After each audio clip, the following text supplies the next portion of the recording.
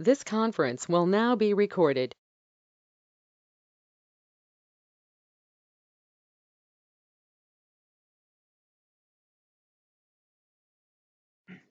Hi, check-in judges. Welcome to your refresher training.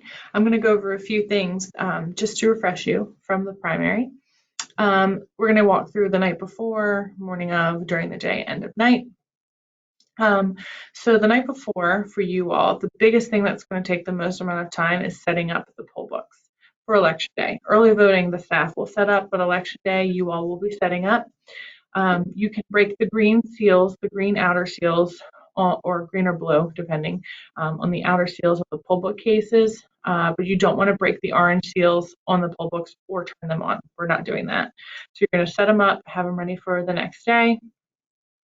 You'll mostly be consumed with that the night before, so that's your task. You all will handle that.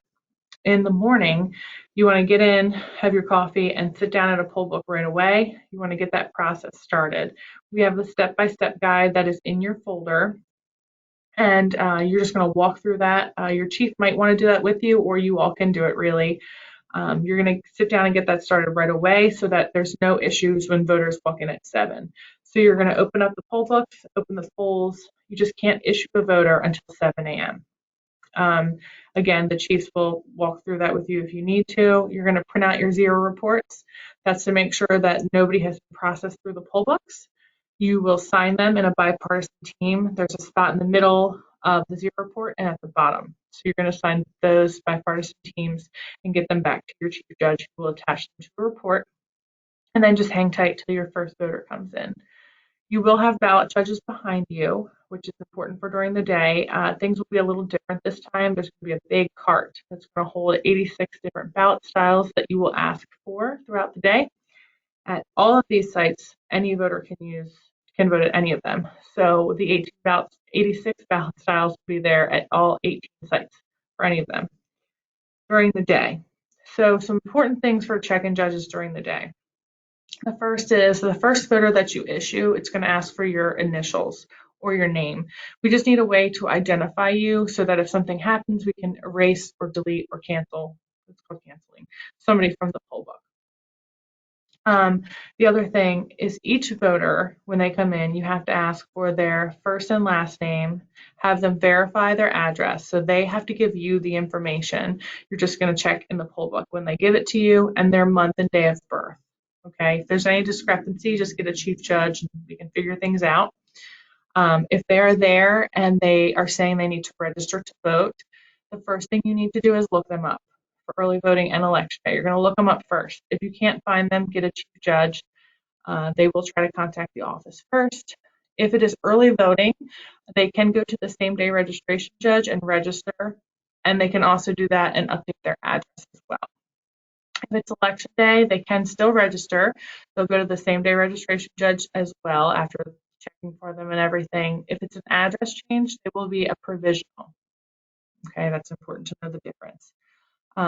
Also, what you're going to do with ID. So a lot of people will come in and ask or try to hand you an ID. In Maryland, we don't require that. Sometimes the poll book will say to show ID, and it's not very often, but the poll book will tell you, so you won't have to worry about that. If people hand you their ID, just take it, say thank you, still have them verbally confirm the information. It's kind of helpful with the masks, and sometimes people have names that are hard to spell. So just have them verbally confirm it, and you can take it, just make sure that they verbally confirm. Throughout the process, you'll run into a few scenarios. Most of your voters will be the perfect voter. The major things that you'll see this time is folks who requested to vote by mail, then coming into the polling place and deciding to vote in person. They will have to vote provisionally. It's the only way they can vote. We do this to prevent people from voting twice. So voting their vote by mail ballot and then also voting in person. There'll be a number 4. That's the code that they'll be in the provisional reason codes. And you'll print out a provisional backslip for them. I'm going to go over this too with you all just to refresh you. I'll show you what they look like. Another thing that you might see is if somebody's from out of county, so a number 1. That'll be, they just come in, they want to vote for the president. They're going to vote provisionally because they're not in our county. Address change as well, that would be a provisional on election day only for early voting, they can update their address. Same day registration also, I should mention, means you have to be pre-qualified through the MVA. So as long as they're pre-qualified through the MVA, they will vote same day registration, go right through, process through the scanner and everything. If they are not pre-qualified, they will vote a same day provisional. But again, the provisional judges will handle all of that. They'll contact the office and everything like that. Some other things you might see, inactive voters. So an inactive voter is just somebody who came in.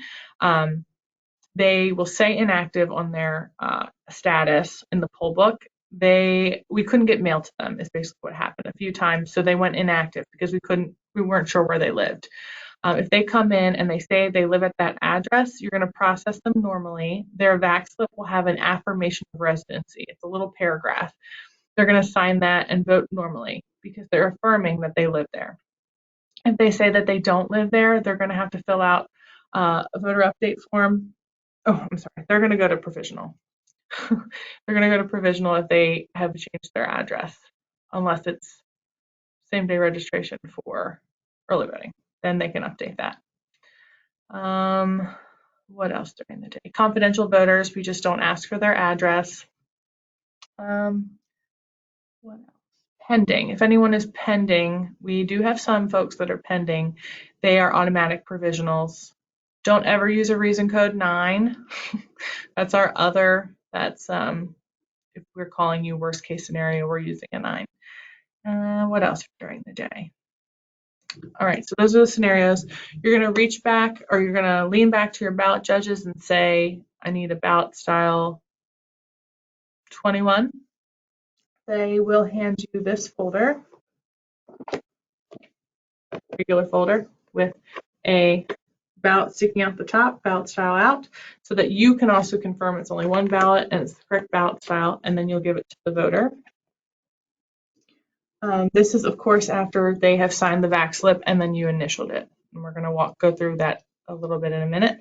If you have a provisional voter, you're going to lean back to your ballot judges and they'll hand over a provisional folder, no ballot inside. Then you'll point them to the provisional table.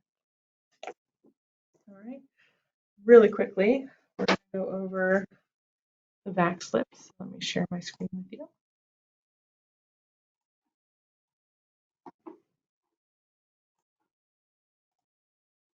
All right, so here is, it's an older VAX slip, but zoom in for you.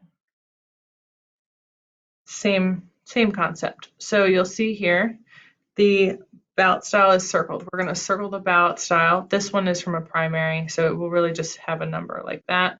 And you don't need to circle the party for the general election. You will hand this to the voter. The voter will sign that this information is correct. And then down here, the check and judge, which will be you all, will initial. So you're initialing this because you are witnessing their signature to that information. Okay, so just make sure that you're doing that. Also, another thing, it says ballot issuing judge. We are not handing this to the ballot judge. The whole state uses this software, and we do things a little differently. We have the ballot judges behind you all, so they're part of you. The red number 3 voting judge will initial here instead, and then the purple number 4 voting judge will initial here. This is a standard VAX. Let me show you what a provisional VAX slip will look like.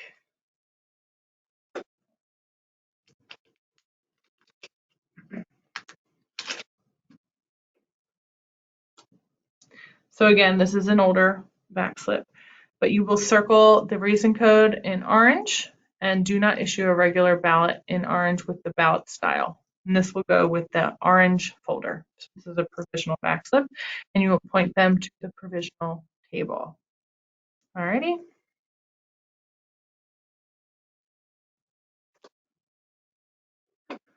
Also throughout the day, if you have somebody that comes in who needs to use the ballot marking device, you will tell your ballot judges to give you a ballot activation card like this in your manila folder.